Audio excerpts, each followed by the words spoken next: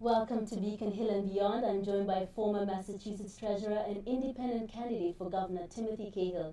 Mr. Cahill, thank you so much for joining me. You're welcome. Thanks for having me. Now, let's go right into it. You know, there was a time in this state where we did have a budget surplus, in 1998 to be exact. Yeah. We now have a nearly $2 billion budget deficit. What happened? How have we taken these steps back? Well, a couple of things have happened. We had two big recessions. One was the dot-com recession in the early part of this decade, and then most recently was the housing crash in 2007. And unfortunately, even though revenues have dropped, because businesses or people who have lost their homes don't have jobs or can't pay their taxes anymore, we continue to spend on a basis of more money. So it's simple in one way, is that we're spending more than we're bringing in, and that we're in a cycle that's downward right now because people don't have either jobs or enough money in their pockets to replenish the state house money box.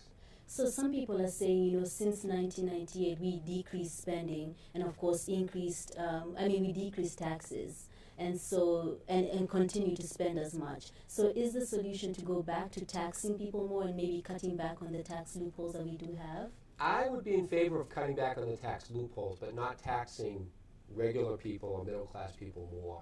Even though taxes did come down in the early part of this decade, they've gone up.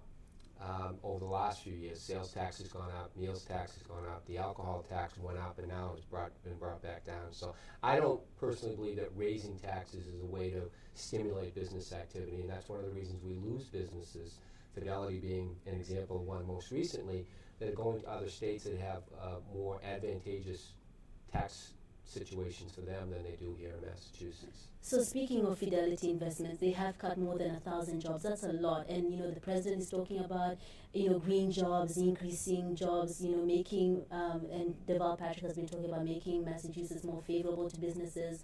Why are these businesses leaving and how can we make ourselves more attractive for businesses? Well, it just goes back to my last point. Raising taxes is not a way to attract businesses, and it makes it harder to keep them here. It's not the only reason, but that's one of the reasons that businesses leave. New Hampshire has no sales tax and lower general taxes than we do here in Massachusetts. And Rhode Island created a tax benefit specifically for Fidelity, which is why those jobs are going north and south.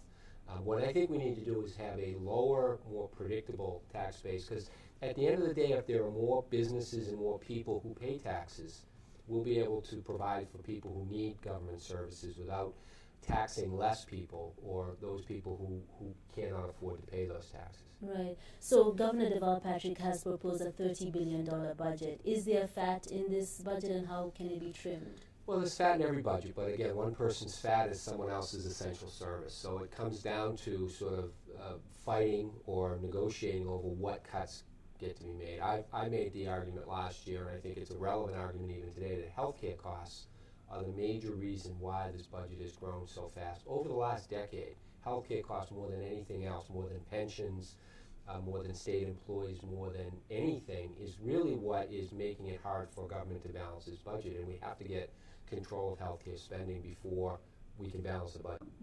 Mr. Cahill, thank you so much for joining me on Inside Beacon Hill and Beyond.